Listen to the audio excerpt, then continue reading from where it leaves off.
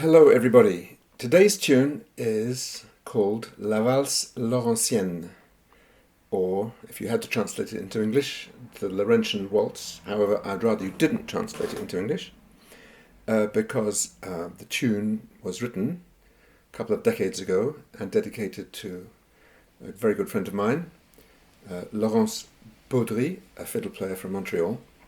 So the pun is on Laurentian and Laurence, La Valse Laurencienne. This is a three-part tune. Now, I should say, I don't usually teach my own compositions. I don't have that many compositions, but I have a few. I don't usually make YouTube videos about them, but I've been asked to teach this to my box class in the summer of 2020, so I might as well make it available to everybody. It's a three-part tune, benefits from being played at a fairly brisk tempo, and has a lot of notes in it.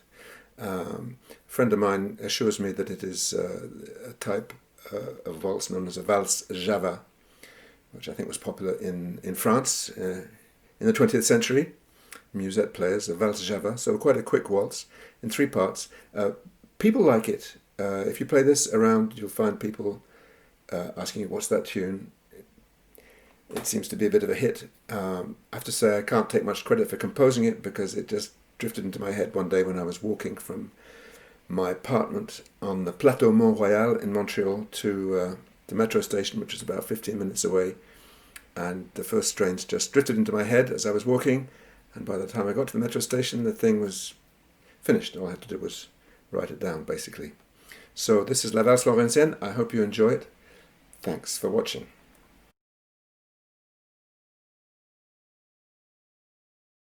So before we start La Valse Laurencienne, I'd like to get you to practice a few little figures that keep coming up, and if you get these happening first, it will make it very easy for you to learn the tune.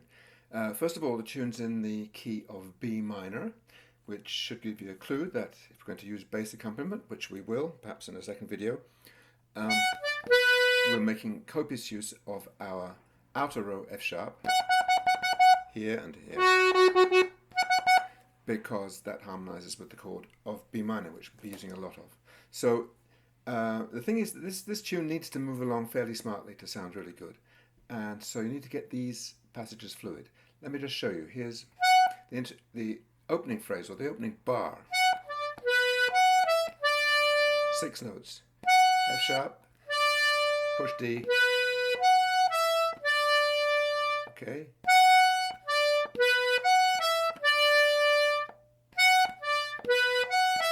In fact, in the tune, that bar is repeated. So why don't you practice it as a loop just to get your fingers limbered up and to get really comfortable with this phrase, because we're going to need to put some accents into it. Do it for you slowly, shall I?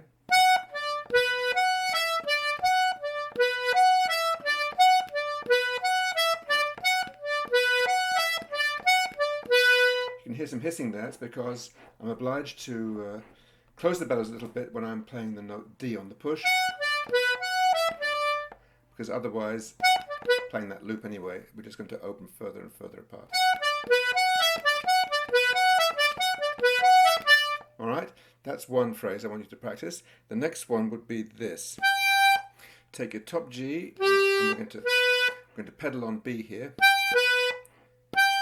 Outer F sharp, E.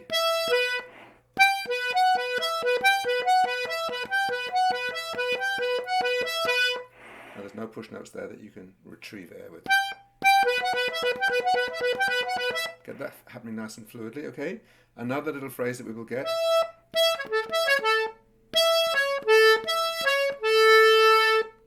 That's again 6 notes, but there's a kind of syncopation there.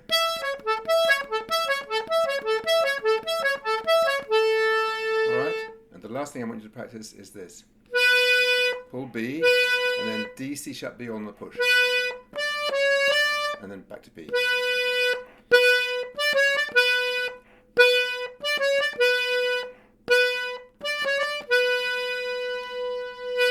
Right, so once you've got those little exercises happening, the rest should be very easy, the rest of the first part. I'll play it for you very slowly, okay, bar by bar. Well, the first two bars you already know.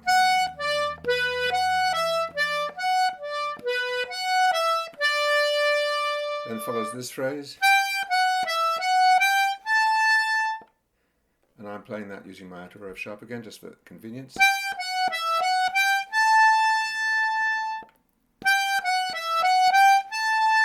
Now, that either follows the pedal phrase I showed you. Let's leave it there for the moment, alright? We'll use that, and I'll show you a variation in a minute. So, going from the beginning, the first 2 or 3 bars.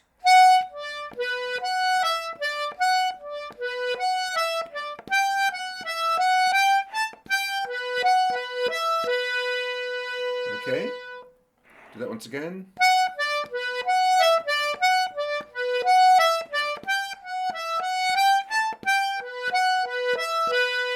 And we go on, almost the same. This has changed.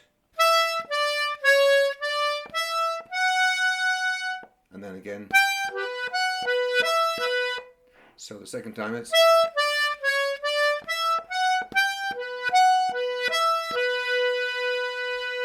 Alright.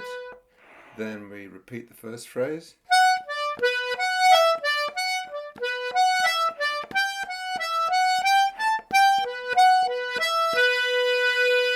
And you only have one phrase left to learn, which is this.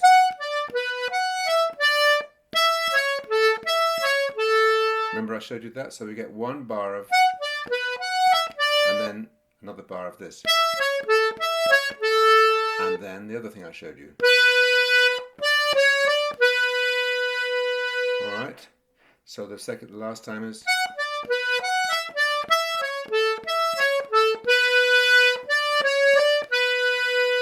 And I want you to play that last phrase like that. Because we're going to use exactly the same fingering throughout the tune for that, and it'll help us with our basses. Alright, now the variation I talked to you about is a variation on this. Sometimes you can just play the 3 long notes, the 3 top notes. So you can alternate rather than do all 3 times, you can do. So for example, if you did it the first time through,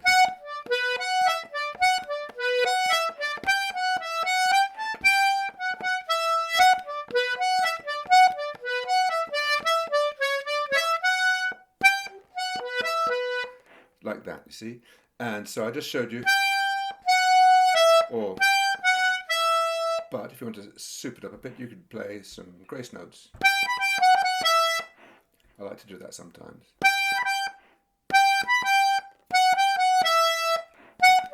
So that would fit in like this.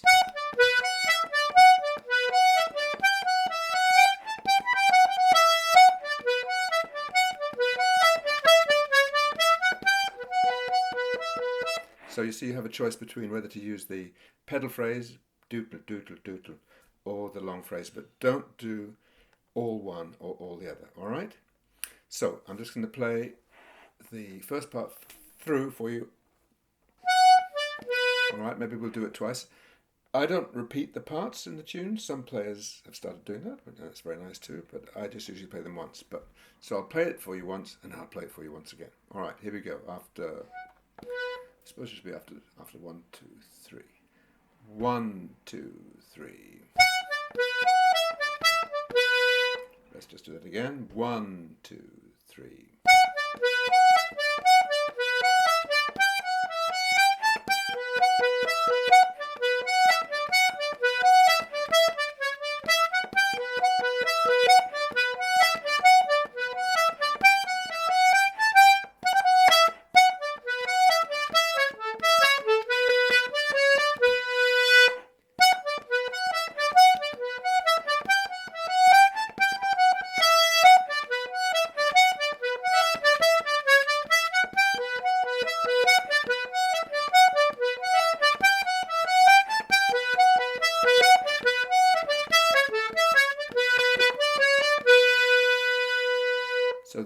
first part. Now, I played that, it might seem quite fast to you, but actually the tune goes along very nicely, even faster, and with a lot of accenting happening, which we can look at later, maybe.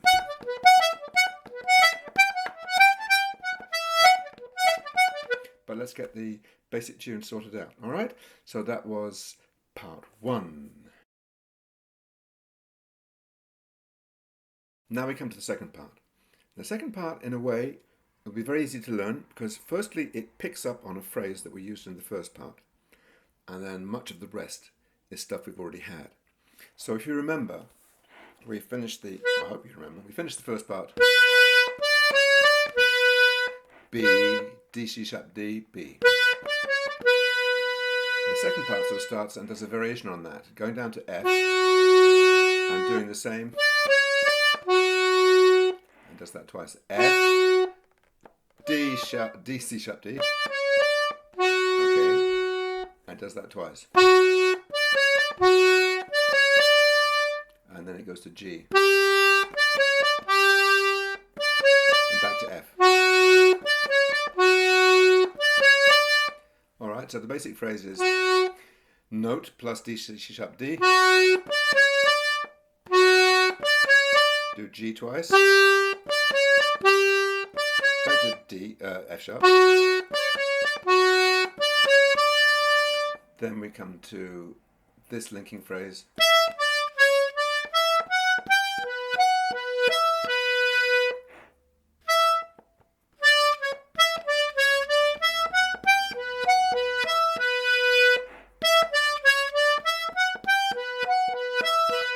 And then immediately after that we're going to go back to our F.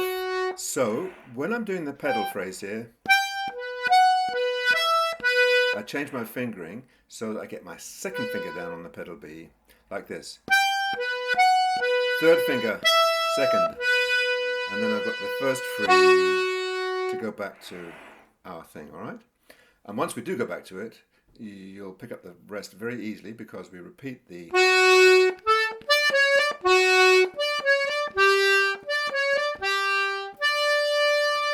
Now we play a little leading phrase, a triplet, and then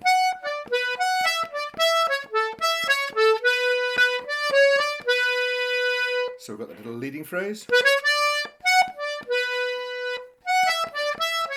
and then we finish exactly the way we finished the first part.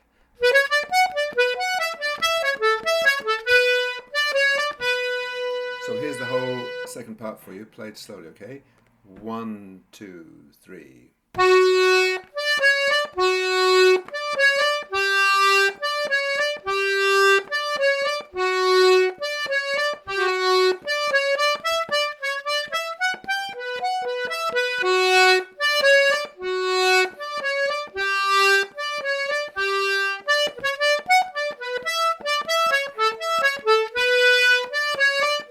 Do it again without mistakes, I hope.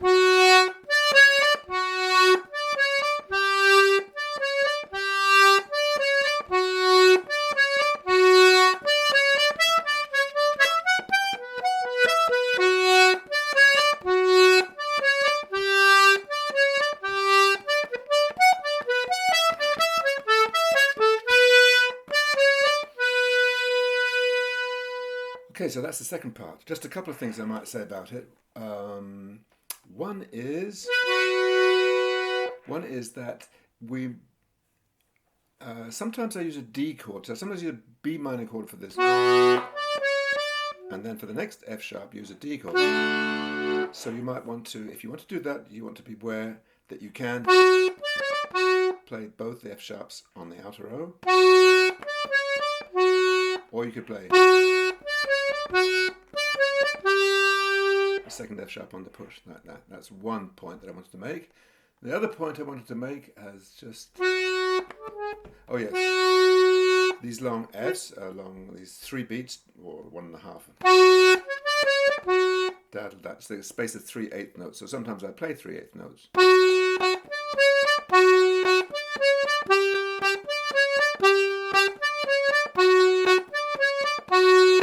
I just find that even if you can't hear the 3 notes articulated, I'm not necessarily playing, but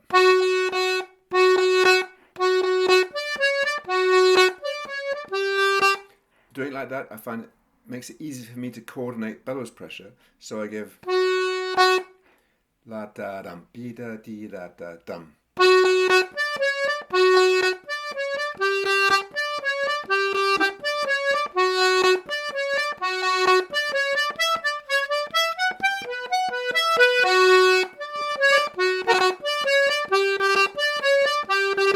So you could decorate them if you like.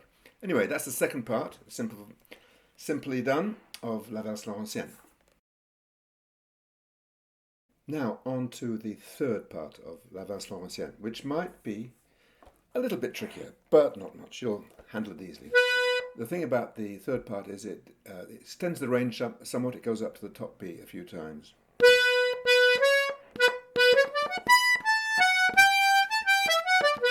That's the first little phrase. Let's do that slowly. Oh, start on B.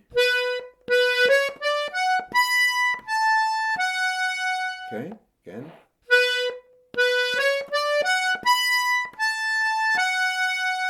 One more time. Going on.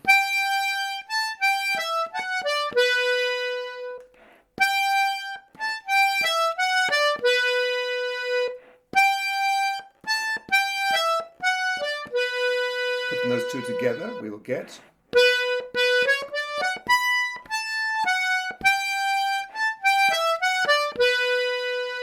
again.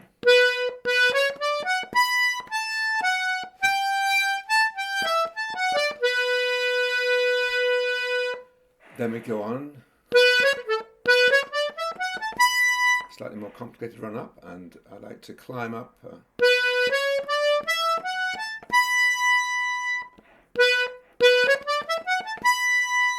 Like that.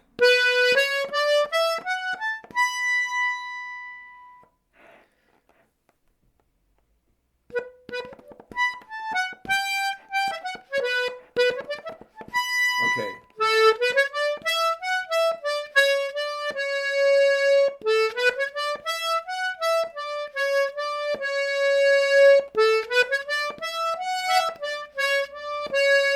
I want you to finish that C sharp there on the push, because we will eventually be using a F sharp minor chord there. So that second part.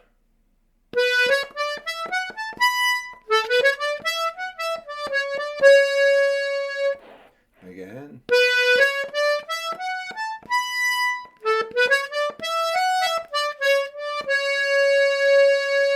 Okay, so I put those two together. It sounds like this.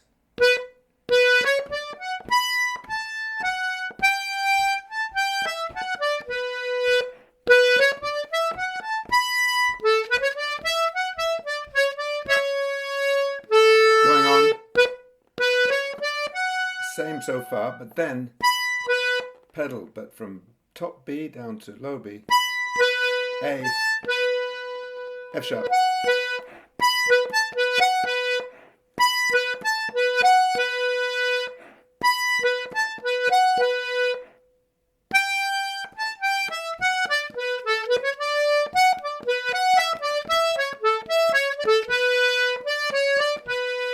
So from that second half of the last line, if you like, of the third part. Sorry.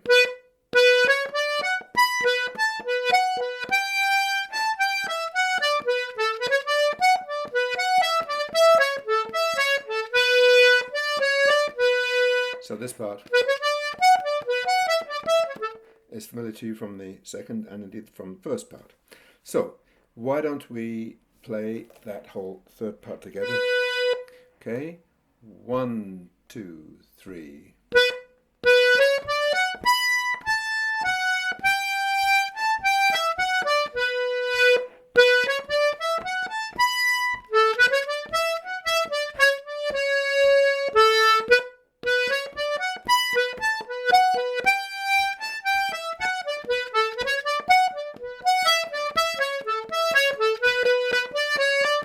Again.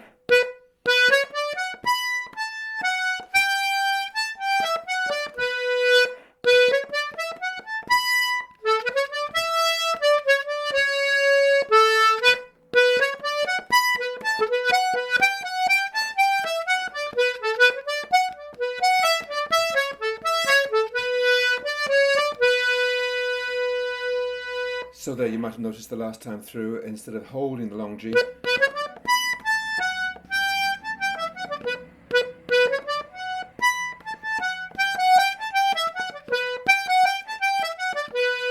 can add some extra notes like that.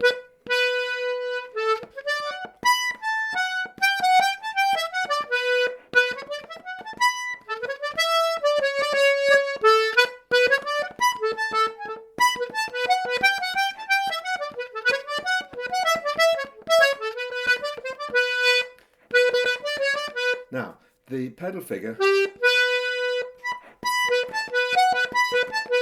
I'd really prefer if you played like that every time. If you can't manage it, or you're unsure of it, or people are playing it too fast, you could just do. But it really doesn't sound so good. It's not really in the spirit of the tune. So there we have it. That is the third and final part of La Valse Laurencienne. So let's run through the tune a couple of times together, shall we? 1, 2, 3, 1, 2, 3.